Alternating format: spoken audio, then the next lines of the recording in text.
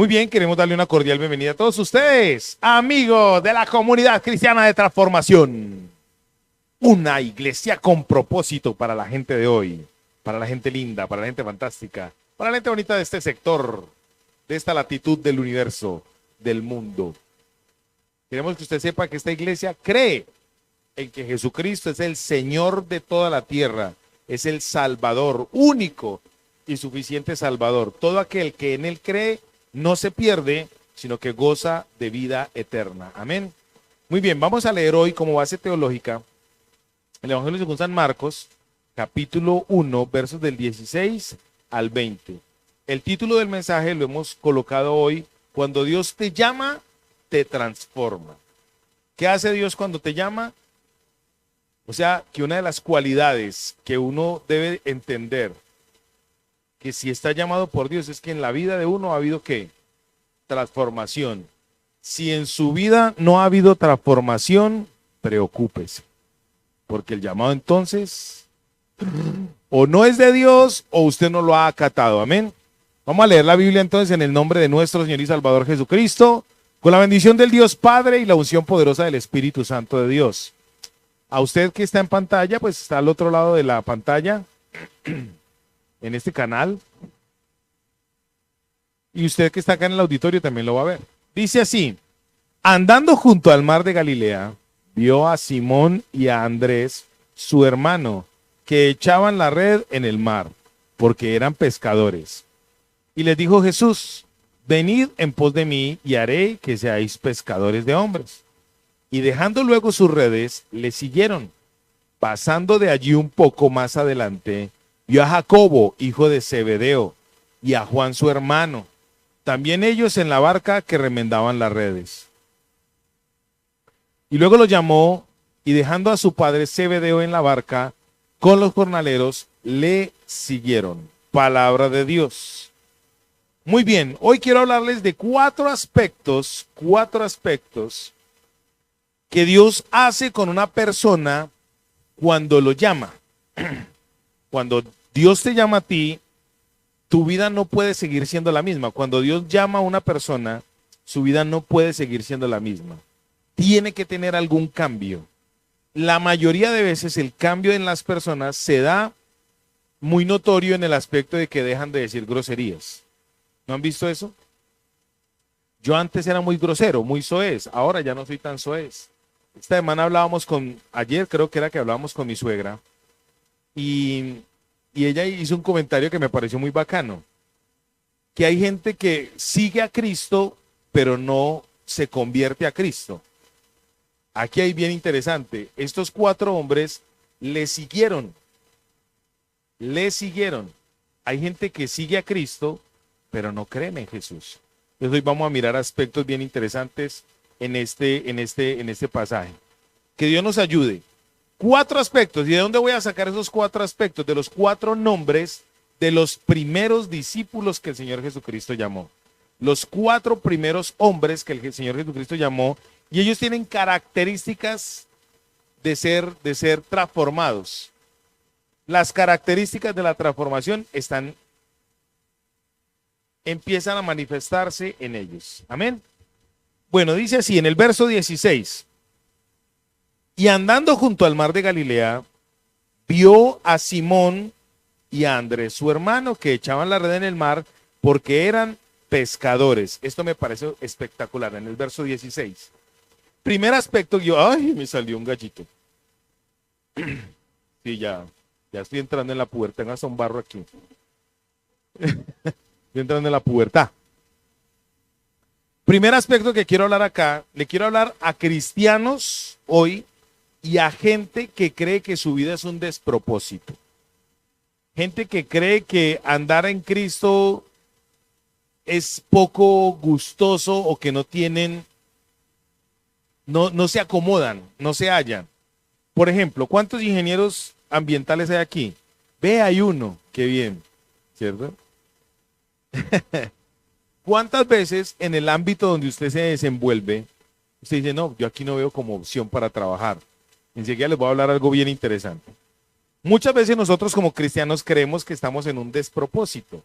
No sabemos cómo hablarle a la gente, no sabemos cómo acercarnos a la gente, pero hoy Dios quiere que usted entienda el llamado que Él está haciendo a usted. Lo primero que Él quiere hacer es que usted entienda que usted está en la mirada de Dios. Ojo con esto que les voy a decir. Empecé con las muletillas, ojo con esto. En el verso 16 dice, andando junto al mar de Galilea, vio. Al Señor Jesús le gustaba la costa, ustedes sabían eso. La costa, a él le gustaba estar cerca al mar, a él le gustaba comer pescado, a él le gustaba esos aspectos. Para irme un poquitico así, salirme un poquitico del tema, para irme a las altas esferas de la ciencia dice que el mundo o la creación, o más bien los seres vivientes empezaron a emerger o a evolucionar desde el mar.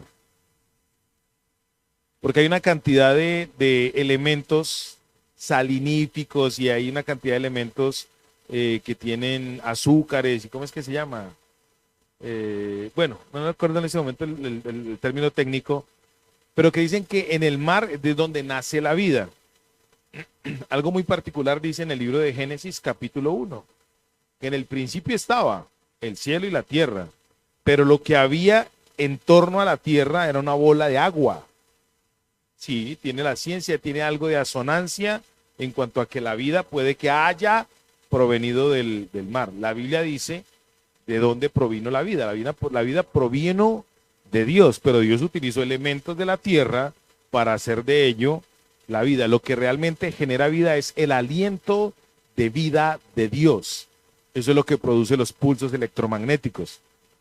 En el libro de Génesis capítulo 1 dice que el Espíritu de Dios se movía. La palabra moverse en hebreo es vibraba.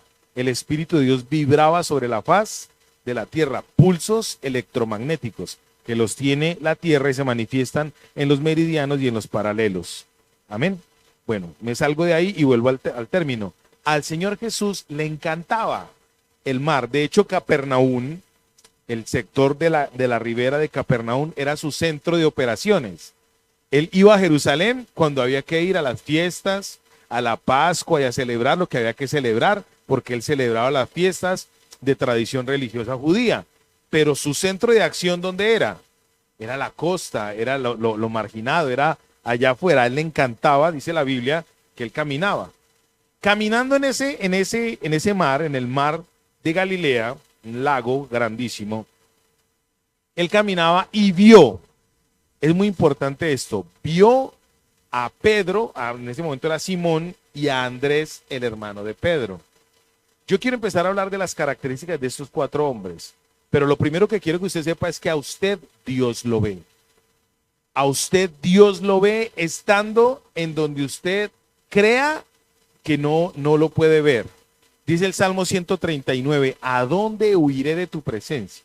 Si subiere al monte más alto, allá estás tú. Si descendiera de lo más bajo de la tierra, allá estás tú. Si viajaré hasta el fin del mundo, allá estarás tú.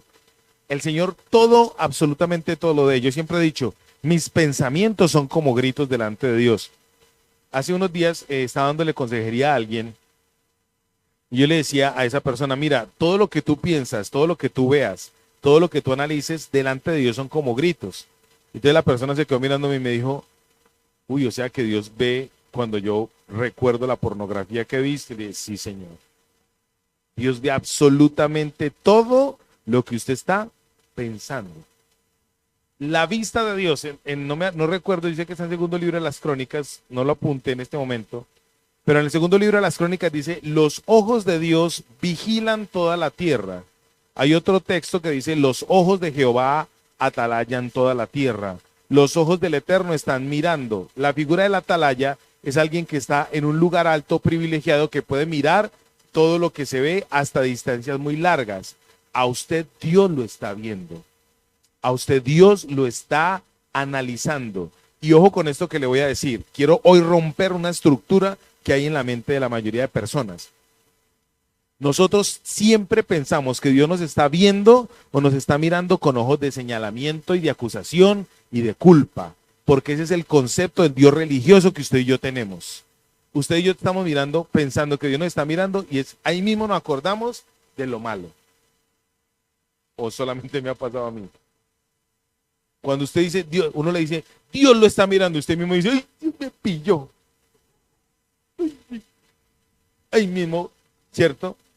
Pero pocas veces pensamos en que Dios nos ve, pero nos ve con ojos de misericordia. Nos ve por encima de lo malo que usted y yo hacemos porque Él quiere tener relación con nosotros. ¿Están conmigo? Entonces en el verso 16, lo central ahí es, Cristo vio a dos personas. Bueno, vio a cuatro, pero se acercó inicialmente a dos. Primero a Simón, Pedro, Cepas y a Andrés, su hermano, ¿cierto? En el verso 16 dice, cuando él los vio, verso 16 dice, andando junto al mar de Galilea, vio a Simón y a Andrés, su hermano, que echaban la red porque eran pescadores. Quiero que vaya conmigo para el libro de Primera a los Corintios, capítulo 1.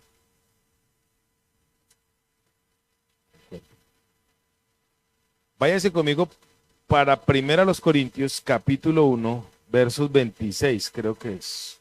No lo apunté. Versos 26 y 27. Primera a los Corintios, capítulo 1, versos 26 y 27.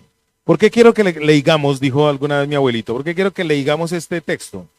Porque a veces nosotros pensamos que el evangelio es solamente para pobres, que el evangelio es solamente para marginados, que el evangelio de Dios es solamente para el más malo, para el más asesino, para el marihuanero más marihuanero, para la prostituta más prostituta, para el adúltero más adúltero. Siempre asociamos el evangelio de Dios con algo extremadamente malo, o que para la vista de muchos de nosotros es muy pecador. Verso 26 de 1 Corintios capítulo 1 dice así, pues mirad hermanos vuestra vocación, que no sois muchos sabios según la carne, ni muchos poderosos, ni muchos nobles, sino que lo necio del mundo escogió Dios para avergonzar a los sabios, y lo débil del mundo escogió Dios para avergonzar a lo fuerte. Esta gente, Simón, Andrés, Jacobo y Juan, eran hombres comunes de un estrato social más o menos medio. No eran personas eruditas en la religión, no eran personas entendidas en lo astrológico, astronómico, matemático, no. Era gente común y corriente. Gente tal vez como usted y como yo. Gente que no tiene una capacidad intelectual muy fuerte. Somos muy inteligentes porque tenemos al Señor. Pero no eran gente con una capacidad intelectual. Él no se le presentó, el Señor Jesucristo no fue y llamó a Caifás, que era el jefe del Sanedrín en esa época. No se le presentó a él, no se le presentó a Ananías, no se le presentó a otra gente que eran los duros, los que deberían entender que él era el Mesías, gente que debería estar mirando la profecía bíblica y decir, este es el Hijo de Dios. ¿A quién? No se le presentó a Gamaliel. Y Gamaliel fue uno de los que dijo, ojo, porque pueden estar peleando contra la mano de Dios. ¿A quién se le presentó el Señor? A gente común. Dice la Biblia, a lo vil del mundo, a lo bajito del mundo, escogió Dios. A lo débil del mundo, para avergonzar, ¿qué? A lo poderoso. Y a lo necio del mundo, para avergonzar a lo sabio. Por eso él dice, miren bien su vocación. Hoy Dios le está diciendo a usted, Él lo vio a usted y a usted le dio una vocación. A usted Dios le dio un elemento que no todo el mundo tiene. No todo el mundo tiene la sabiduría que usted y yo tenemos. Porque usted y yo tenemos la sabiduría que viene ¿de dónde? De Dios. Porque Dios, ¿qué hizo con usted y conmigo? Nos dio. Y cuando Dios ve, Él da. Cuando Dios ve, Él da. Siempre que Dios se fija en alguien, Él le da a esa persona facultades, capacidades, fuerza, inteligencia, entereza, porque Dios quiere que usted entre en el propósito de Él. Así usted no lo crea. El problema no está en que Dios nos llame. El problema está en que nosotros no atendemos al llamado. El problema no está en que Dios nos transforme. El problema es que nosotros no nos dejamos transformar. El problema no es problema. Me acordé de esto. Muy bien. Póngale pues cuidado. Dios llamó a estos hombres, los primeros 4 discípulos que el Señor llamó eran pescadores. Eran gente que no tenía ningún conocimiento universitario. Eran gente que no tenía ningún conocimiento intelectual alto. De hecho, el Evangelio según San Marcos fue escrito por un hombre, Juan Marcos, que el griego de él cuando lo escribió era un griego tosco, como el inglés que muchos manejamos. What's your name? Algo así. My friend. Nice to meet you. Era así, pero Dios lo utilizó ¿para qué? Para que hoy en día hay universidades teológicas estudiando el Evangelio según San Marcos. La riqueza que él tiene a nivel poético y en fin. Pero ¿a qué quiero llegar yo con esto? Dios te está viendo a ti y él quiere sacar de ti lo mejor. Cuando Dios te llama, ¿qué hace él? Te transforma. Ojo con esto que les voy a decir. El mundo normalmente, por eso hablé de nuestra ingeniero ambiental, el mundo le dice a los ingenieros ambientales, necesitamos que usted tenga experiencia en tan. Quiere decir que para usted poder trabajar necesita capacitarse, ¿sí o no? Pero con Dios, cuando Dios lo ve a usted, él no le ve a usted su defecto. Él en su defecto ve un potencial para organizarlo. Me voy a explicar. El mundo llama a sus capacitados, pero Dios capacita a quien él llama. Y en ese proceso de capacitación es donde Dios, ¿qué hace con usted y conmigo? Nos transforma. Les voy a hablar de los 4. Dice así, caminando junto al mar, se encontró primero a 2, Simón y Andrés. El nombre Simón significa el que escucha a Dios. A mí me parece muy bacano eso, porque Simón significa el que escucha a Dios. ¿Qué hizo Simón? ¿Lo escuchó? ¿Siguió la voz de quién? De Jesús, ¿sí o no? Siguió la voz de Jesús. Cuando ya Dios, el Señor Jesús, Dios mismo, llama a Simón y lo saca para un lado, ya no lo llama Simón, sino ¿cómo lo llama? Cefas. Primero Simón, luego Cefas. Cefas significa caña maleable o junco maleable. Lo que aquí en Colombia anteriormente hacían los ramos, el material con el que hacían los ramos y como una especie de mimbre. Cefas es como una especie de mimbre, porque él era ¿qué? Moldeable, ¿cierto? Ya después el Señor, cuando confesó Pedro que Jesucristo era el Hijo de Dios, dice, no te lo ha revelado ni carne ni sangre, sino el Padre. De ahora en adelante, gracias a esa afirmación, a esa convicción, a esa revelación, usted se va a llamar ¿cómo? Pedro. Hay una ¿qué? Transformación. Él pasó de escuchar la voz de Dios a dejarse moldear, a hacer ¿qué? Una cosa sólida y firme. Eso pasó con Pedro. Me encanta lo que pasó con nuestro hermano Pedro. Dios quería que Pedro pasara por ese proceso. Por eso que hizo con él, lo llamó. Entonces les voy a hablar de 4 aspectos que pasa cuando un creyente escucha el llamado de Dios. Número 1, enfocado en la vida de Pedro. Pedro escuchó a Dios. Número 2, Andrés, estaba en el verso 16, Andrés, Simón y Andrés. Andrés significa poder, vitalidad. Cuando yo le digo a usted esto, ¿usted qué se imagina? No solamente morbosidades, pero ¿qué se imagina? Virilidad. ¿Usted qué piensa? ¿Cómo? Fuerza, energía. Pero cuando uno piensa en virilidad, automáticamente se imagina algo que se puede reproducir con facilidad. Un toro, una vaca, terneritos, una ovejita, y un semental. Uno se lo imagina, ¿sí o no? Cuando se habla de virilidad, uno se imagina eso. Resulta que estudiando la Biblia, me di cuenta que de los discípulos, el que más llevaba gente a Cristo era Andrés. En el Evangelio según San Juan está escrito, él fue el que llevó a Pedro a Cristo. Aquí en el Evangelio según San Marcos muestra cómo Jesús los encontró, pero en el Evangelio según San Juan, como lo relata Juan desde su perspectiva, entonces él muestra cómo fue que ellos iban viendo a Jesús caminando por la orilla y él los vio, pero quien realmente lo llevó a él fue Andrés. Andrés, Jacobo, Juan y Pedro, los cuatro tenían en común que eran discípulos de Juan el Bautista. Los cuatro conocían a Jesucristo y los cuatro recibieron el llamado, el primer llamado, o sea, fueron los primeros llamados de parte de Cristo y ellos accedieron a Cristo porque Juan el Bautista les dijo, este es el Cordero de Dios que quita el pecado del mundo. Cuando una persona empieza a conocer a Jesucristo, su mente, ¿qué pasa? Cambia.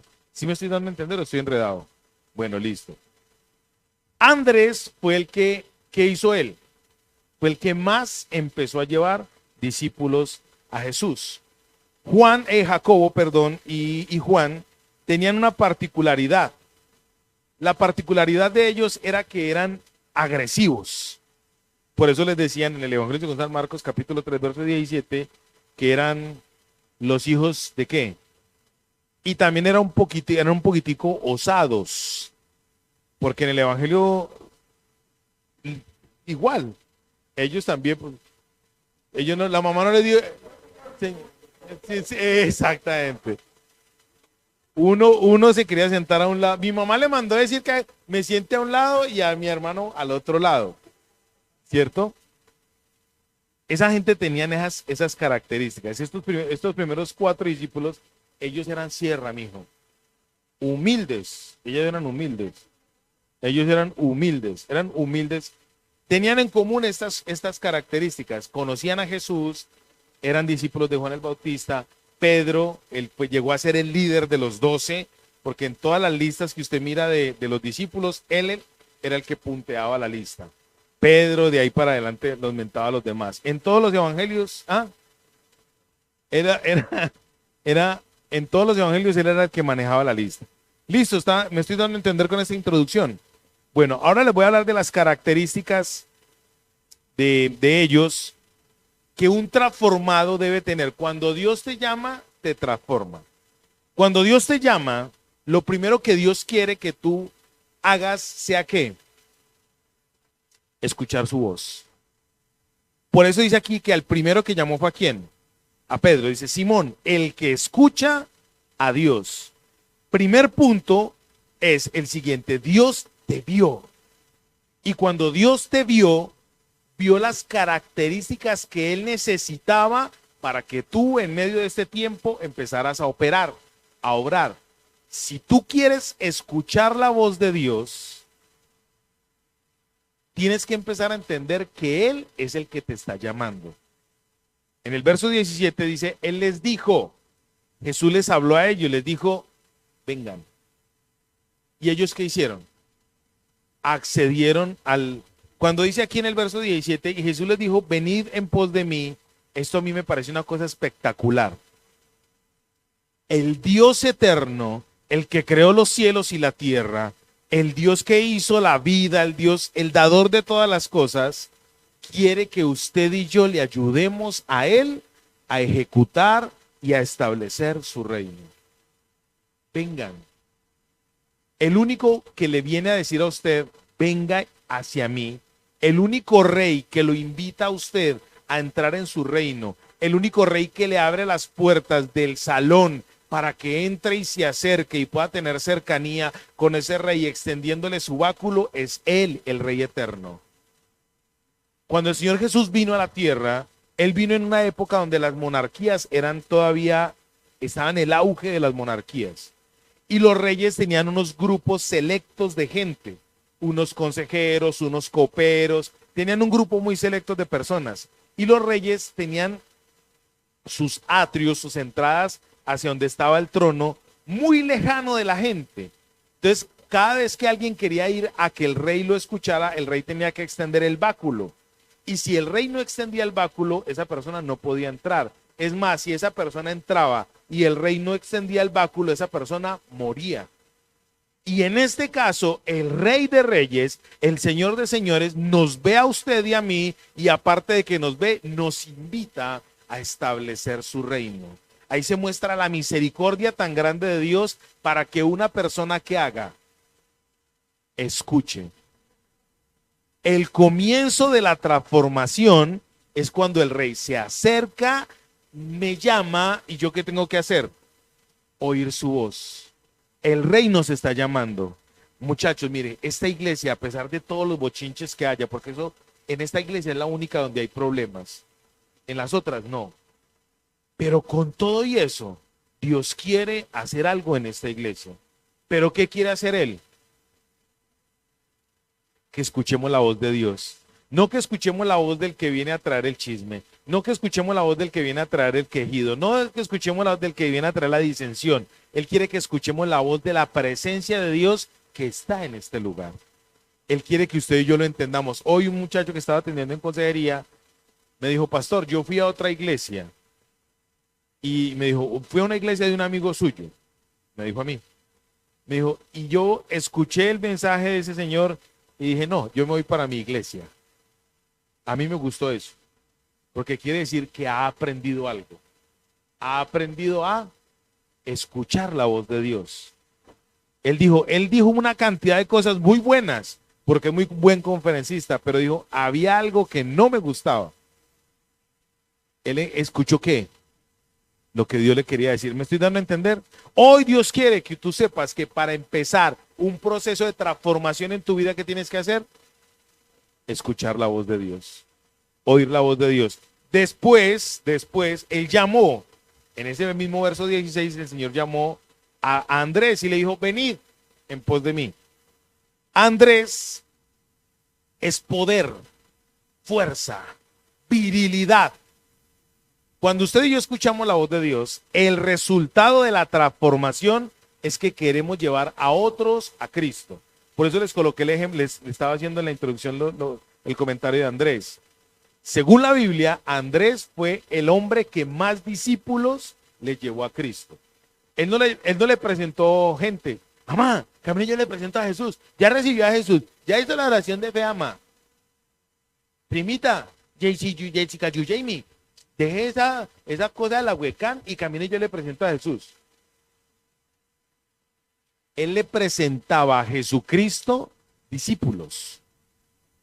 Es más, váyanse conmigo para el Evangelio según San Juan. Evangelio según San Juan, yo le voy a decir los textos. Evangelio según San Juan, capítulo 1, verso 40. Déjese paradito Marcos y enseguida volvemos a Juan.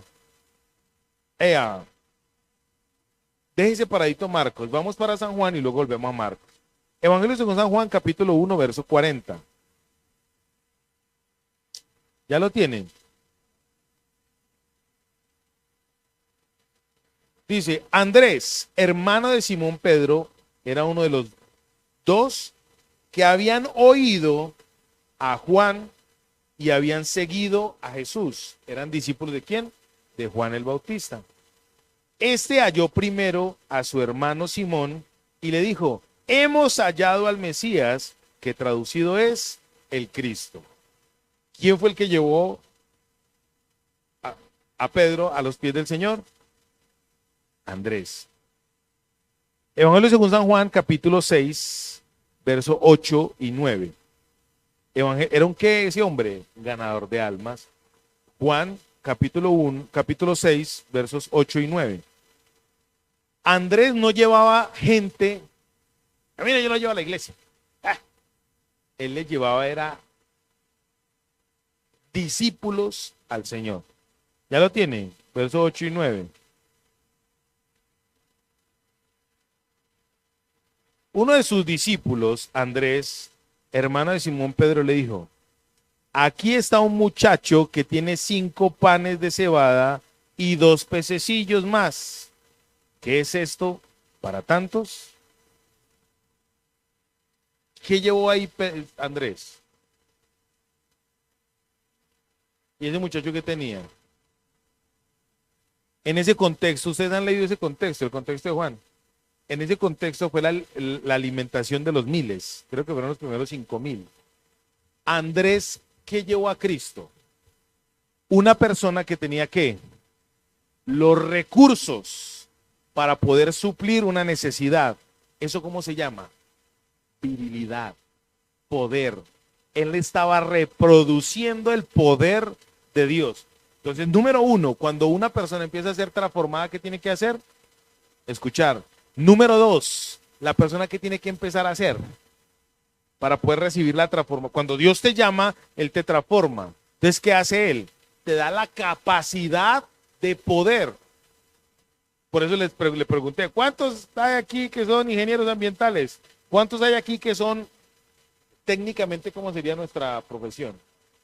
¿Cuántos soldadores hay aquí profesionales? Eso. ¿Cuántas secretarias auxiliares contables con gerencia administrativa hay en este lugar? Más preparadas que un cumi. Vea la pastora. Tiene más preparación que un yogur. La pastora. Cada uno de nosotros en su profesión tiene la capacidad de poderse reproducir. Andrés fue y consiguió, hizo gestión. Camine, muchachito, ¿usted qué tiene? Tiene panes y pececillos. Camine, yo lo llevo para donde aquel que puede hacer el milagro con lo que usted tiene. ¿Cuántas veces usted y yo nos hemos apabullado porque no tenemos recursos? Estamos buscando en el lugar equivocado. Estamos presentando a lo equivocado.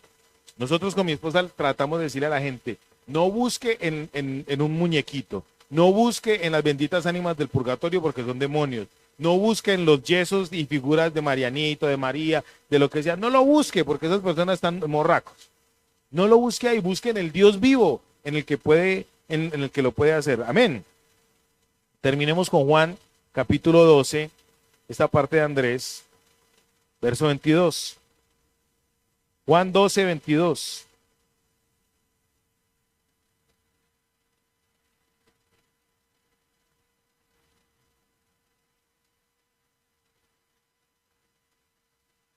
Dice, Felipe fue y se lo dijo a Andrés. Entonces Andrés y Felipe se lo dijeron a Jesús. ¿Qué le dijeron? Le estaban exigiendo a él o mostrando a él que había una necesidad de que él manifestara que era quién, Dios, que manifestara que él era Jesús. Andrés estaba muy interesado en que la gente que hiciera conociera el poder de Dios. Ojo con esto que les voy a decir. Cuando Andrés significa poder, virilidad, cuando Andrés tiene esas características de fuerza, no eran de él, eran del Señor, que él las estaba haciendo con él. ¿Están conmigo? Tercera característica para ir terminando. Fue madre, como pasa el tiempo. Tercera característica, Jacobo.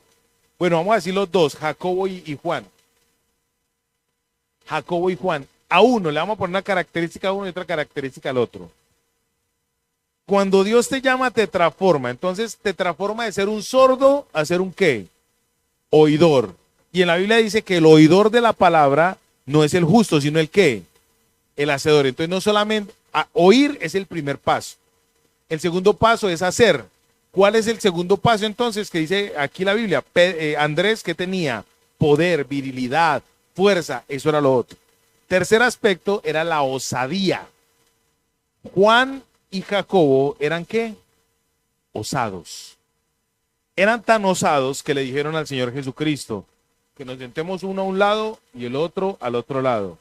Cuando a usted y a mí Dios nos llama, Él quiere transformar nuestra mentalidad de acomodo, de tranquilidad, de zona de confort. Él nos quiere sacar de ahí, hacernos a usted y a mí una gente que osada, que no copiemos, que no tengamos limitación mental para hacer lo que Dios quiere que nosotros hagamos. Y otra cosa, el cuarto elemento, Él quiere que nosotros seamos como los hijos de Zebedeo. Ay, ¿cómo así, pastor? ¿Usted está diciendo una herejía? Claro, Dios quiere que usted y yo seamos como los hijos de Zebedeo, que hagamos ruido por donde vayamos, pero un buen ruido, no que hagamos un ruido de mal testimonio, no que hagamos un ruido de bochinche, de gritería, de patanería, no. Él quiere que por donde usted y yo pasemos, hagamos ruido, pero con el reino. Así como dice en el libro de los Hechos de los Apóstoles, ahí van los que trastornan el mundo, que con su forma de ser usted muestre que escuchó la voz de Dios y vaya en contravía de todo lo que dice el mundo. Vean, estos días hemos ido al colegio de mi hijo y allá nosotros decimos, nosotros somos una familia tradicional, que creemos en que el papá es papá, que la mamá es mamá, que el niño tiene su percepción de niño, con genitales de niño. El niño no se percibe como un perro, el niño no se percibe como un negrito, como un afrodescendiente, el niño no se define como un perrito.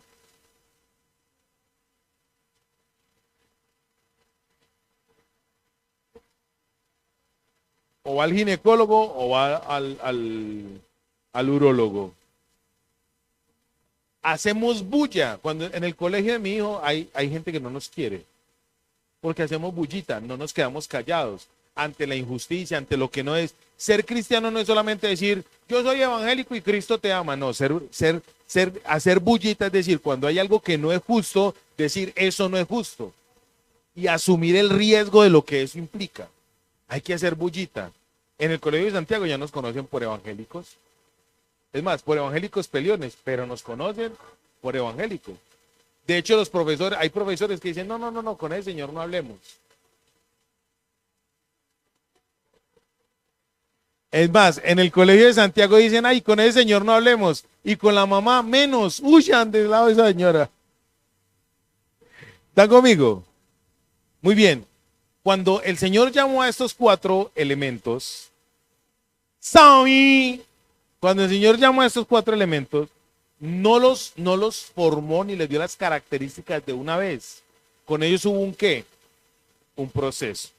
De ese proceso ya antes nos va a tocar hablar dentro de 8 días porque no alcancé a terminarlos. Pues solamente le hablé de las 4 características que ocurren cuando Dios me transforma. La primera es que Él me hace un qué, oidor. La segunda me hace un hacedor de lo que oigo. Lo tercero me convierte en un osado para poder hacer lo que Él me dice que yo haga. Si ustedes miran en el Antiguo Testamento, en la Biblia, los profetas eran gente osada. Irse para un rey y decirle, rey, lo que usted está haciendo es malo. Es más, a usted lo van a matar. Ay, eso es valentía, ¿sí o no? Osadía. Y lo cuarto es que usted haga ¿qué? Haga bullita. Por donde usted pase, muestra a Jesucristo, pero muéstralo desde una buena perspectiva. No de que haga bullita de María. Esos evangélicos como son de gritones, como son de groseros, no saludan a la gente, o si saludan a la gente lo saludan de mala manera. No ese tipo de bulla, sino es la bulla que Dios quiere que usted y yo lo... Yo sí mediante, yo sí me di a entender. Dice en el Evangelio según San Marcos, capítulo 1, verso 17. Jesús les dijo, venid en pos de mí, y haré que seáis pescadores de hombres.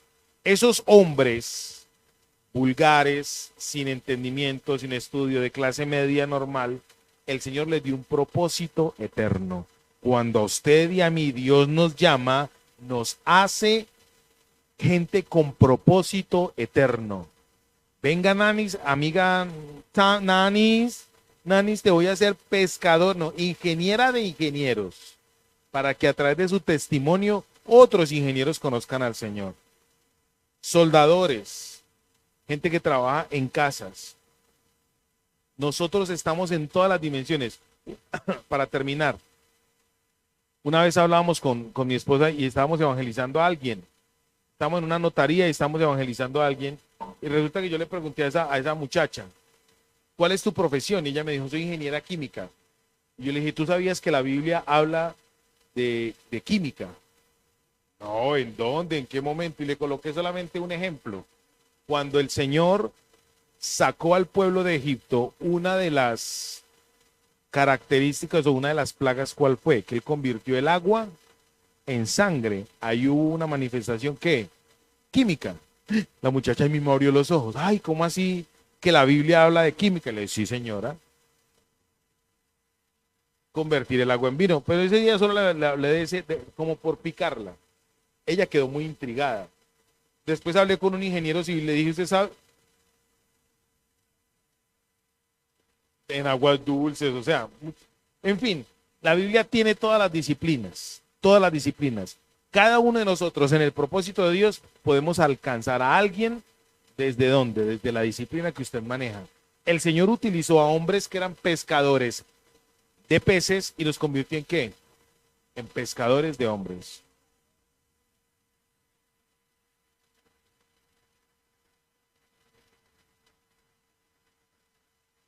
Mira, una muchacha de servicio, una persona que le ayudaba, le hacía el aseo a alguien, cogió a un tipo que se llamaba Naamán el sirio y esa muchacha lo evangelizó y le dijo, váyase para el pueblo de Israel que allá hay un profeta y ese profeta lo puede sanar. Dios en cada circunstancia coloca un creyente para que haga qué, ruido, para que hable. Naamán quedó rayado. ¿Le copió a quién? A una muchacha de servicio. Un general de la República, de la nación más fuerte, un general de los Estados Unidos hoy en día le copió a la que le hacía el aseo. Dios te va a usar porque Dios te va a convertir en un pescador o pescadora de hombres. En el lugar donde tú estás, ahí tienes que hacer ruido. En el lugar donde tú estás, ahí tienes que escuchar la voz de Dios. En el lugar donde tú estás, tienes que ser osado. En el lugar donde tú estás, Dios te va a usar.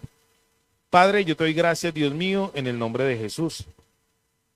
Gracias, Espíritu Santo de Dios, por estar aquí en medio de nosotros.